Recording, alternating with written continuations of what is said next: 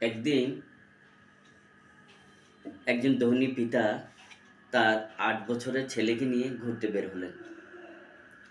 তিনি এটা চেয়েছিলেন যে তার ছেলেকে এটাই শিক্ষা দিবেন যে একজন লোক কী পরিমাণ দরিদ্র হতে পারে।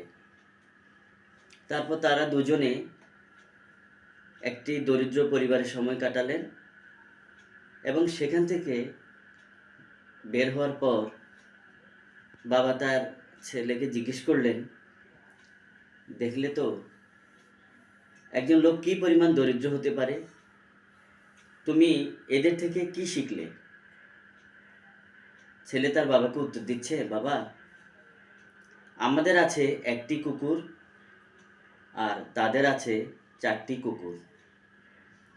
আমাদের আছে একটি সুইমিং পুল আর তাদের আছে বিশাল নদী।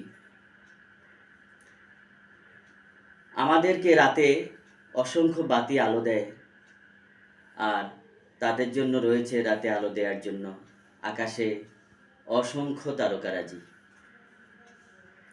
আমরা খাবার কিনে খাই আর তারা খাবার তৈরি করে।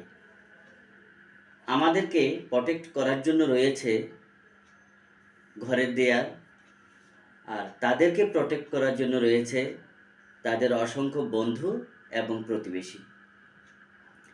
আমাদের ঘরে আছে বিখ্যাত লেখকদের বই আর তাদের কাছে আছে কোরআন, বাইবেল, গীতা।